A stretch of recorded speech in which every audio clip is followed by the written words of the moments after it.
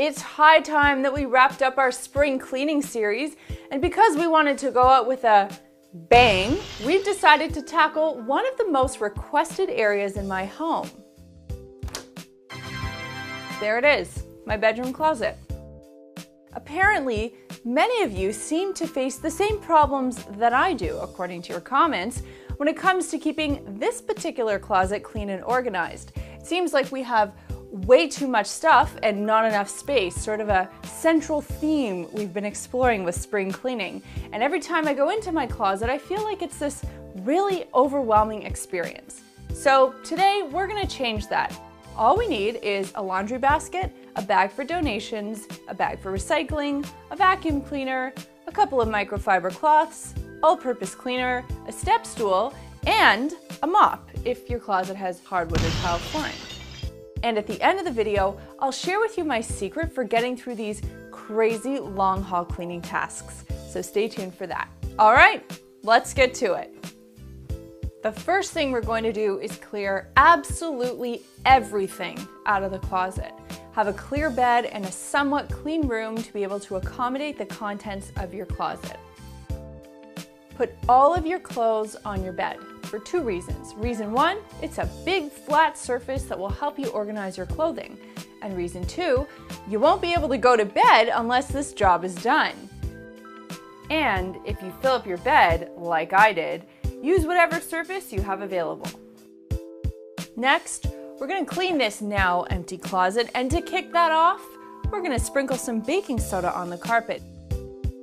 Let the baking soda sit on the carpet for about 10 to 15 minutes, and while you're waiting, you can vacuum any shelves in your closet.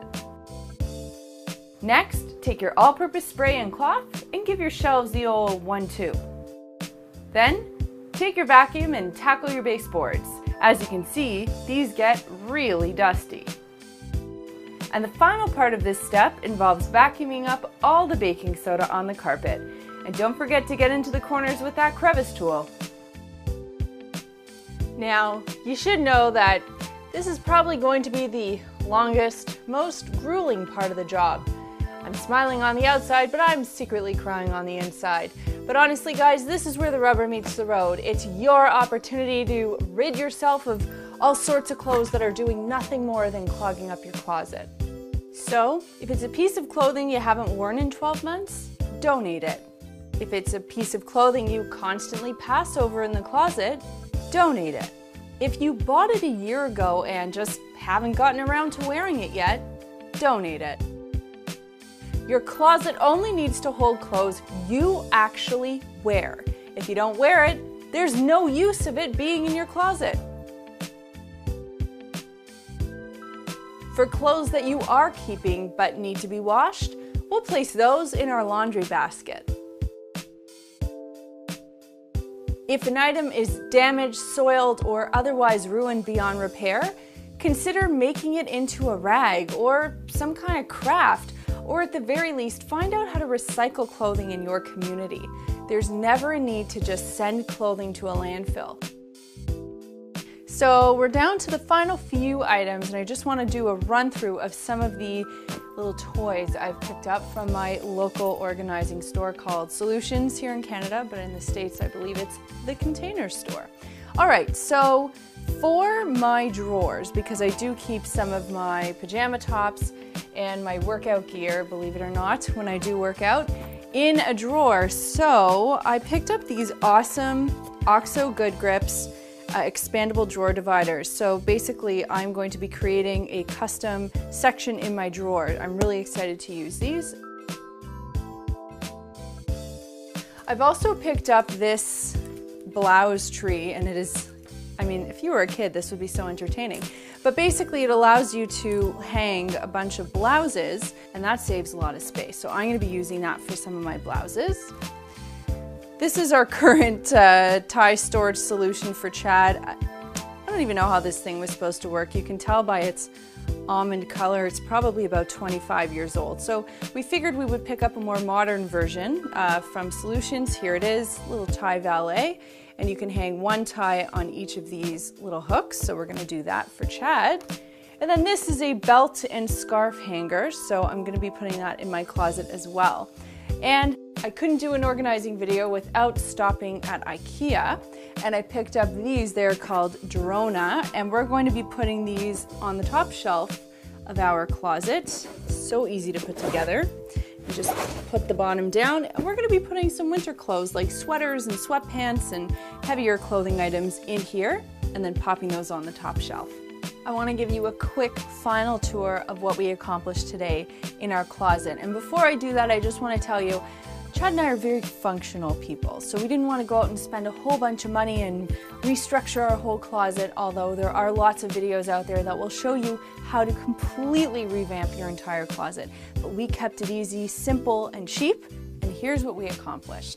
We got a few baskets up at the top where we kept our winter items that we are not going to need for the next probably 3 months, knowing Canadian weather. Then we've grouped all of our items together. So Chad has the right side of the closet, I have the left side. We keep like items with like items, so all long sleeve tops and sweaters are together. Chad uses these little pant hangers here to hang all of his pants, which were previously stacked. So he's done that with 4 of them here. Then we've got the tie hanger, again, like items with like items, some jackets, polos, moving on to dress shirts here. And then we've got my area with blouses, long sleeve tops, my new blouse tree, which is pretty nifty if I may say so myself, long dresses, short dresses, fancy dresses, please invite me to your next fancy event, some pants, skirts, jeans, and then of course my scarves and my belts. I'm feeling pretty good about this whole situation in my closet right now. It was hard work, but it was really worth it. As promised, here's the secret to how we get through long haul cleaning jobs like this. We listened to an audiobook. I figure we might as well learn something while working, and honestly, it just helped us get through this rather long task. So because they're awesome, Audible.com is offering the whole Clean My Space community a free audiobook and 30-day trial membership, as well as access to over 150,000 titles. The link to visit is audible.com/cleanmyspace. I'm a sucker for business books, and for this task, we listened to Decisive: How to Make Better Choices in Life and Work by 2 of my favorite authors, Chip Heath and Dan Heath. I've been meaning to read this book for a long time, and I just haven't been able to make it happen, so it was a really great idea to listen to it today, and that's exactly what we did. So consider this a little gift from Audible and me to get you a free audiobook and to help you start tackling your closet today. Remember to visit audible.com/cleanmyspace, and I'll put the link down below. Here's something interesting I found while I was going through my closet. It's my first pair of shoes, and I know that because my mom wrote it right there on the bottom of the soles. And of course, I kid doodled all over them after. And every time I've moved, I've hung them in my closet some way, somehow. It's been this little sentimental thing that I've done.